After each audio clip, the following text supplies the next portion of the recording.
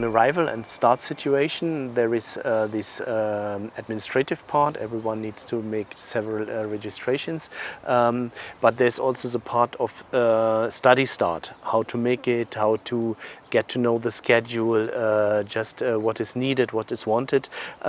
However, this is an experience you will have after a short time, and you will get always guidance by the university staff, by just also by the international office staff, by study advisory.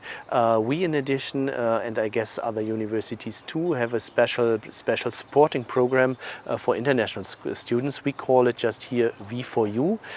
This is just the motto behind, of course, also. And this is, how to say, V4U is a network between the university staff, the city, student services, but also students themselves are involved. So we can offer support from students for students. Then just during the studies, this is often the kind of learning, this is often the self-management, it's also time management. Of course you can stay in bed and not visit the lecture, however you have to know it in the end for the exam. So managing all this, having your own schedule you strictly fulfill to be successful. This is sometimes not so easy for students. Then often the funding plays an important role. So that means how to find a job, how to manage surprising things, unplanned costs, something like that. This is a big issue. And from time to time also problems with residence permit and foreigners authority. However, if you study well, if you're doing your things and not doing nothing, everything can be solved. However, again, please ask if the problem cures, not wait for 2 more semesters, and then it might be too late to find a good solution. Ja, also bei mir im Masterprogramm war es so, dass es gibt Leute, die sagen mir, diese Pflicht- und Wahlsachen, das verwirrt sie. Mir fällt jetzt spontan ein, die ECTS-Punkte, wie das Ganze verrechnet wird, wie viele Punkte muss ich erreichen, sowohl im Bachelor als auch im Master. Dann gibt es natürlich auch noch Sonderformen. Ich habe von der Uni zu einer FH gewechselt und musste deswegen an der FH 30 Punkte nochmal nachholen.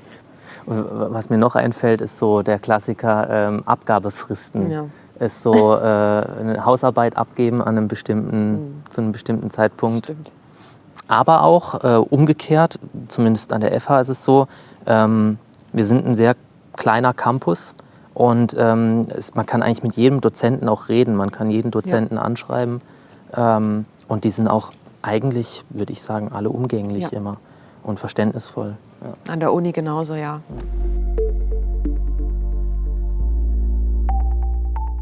In der Regel immer an die akademischen Auslandsämter, also die für die Studienberatung für ausländische Studienbewerber zuständig sind. Da gibt es ja die International Office, heißt es ja hier in dem Fall, das heißt auch an anderen Universitäten, aber ganz allgemein kann man sagen an die akademischen Auslandsämter. Throughout Thuringia, there are the Studentenwerk or the student services. They offer psychological and social and financial consultation services, for example.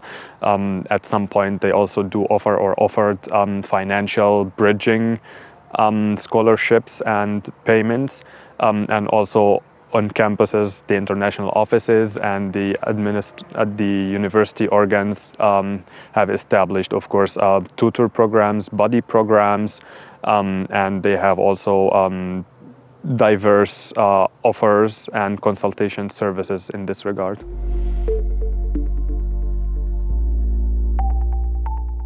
The bureaucracy of Germany is a little bit hard, but my international office always support me and help me to deal with the documentation and preparing for the hard bureaucracy.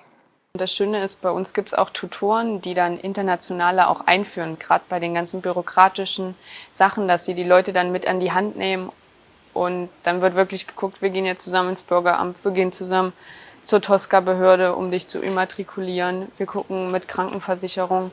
Also dafür gibt es wirklich von der Uni aus auch Tutoren, die dann zu den Internationalen gehen und dann auch dafür sorgen, dass die sich sozial einbringen können, gerade mit Sportangeboten, mit Musikangeboten.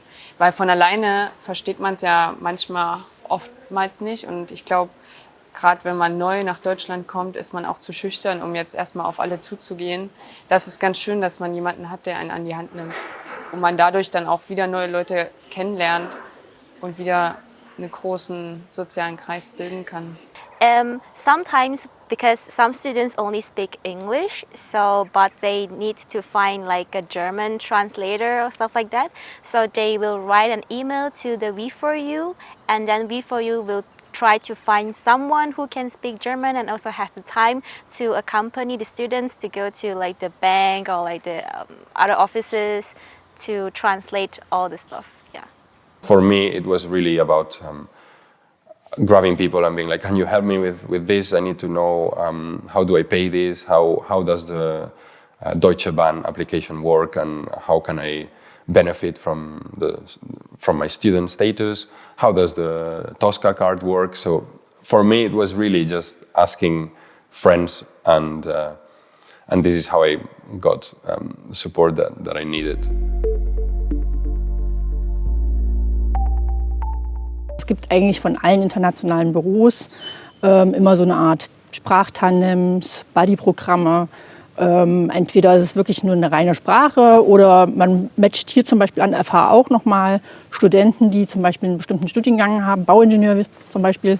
Und wenn dann ein internationaler Student kommt, hat er eben auch so eine Art Studentenpaten, der das Gleiche studiert, dass die sozusagen eine kleine Hilfe haben. Also sowas gibt es eigentlich an allen Universitäten, auch in Thüringen. Wir geben allen Studierenden die Möglichkeit, einen Mentor oder eine Mentorin zu haben, um die Anfangsphase zu meistern, um gut in das Studium zu gelangen. Die Universität Jena hat auch ein Fachmentoring-Programm, in dem die Studierenden durch die ersten Semester auch begleitet werden, in ihrem Fachbereich durch einen Studierenden und eine Fachwissenschaftlerin zum Beispiel.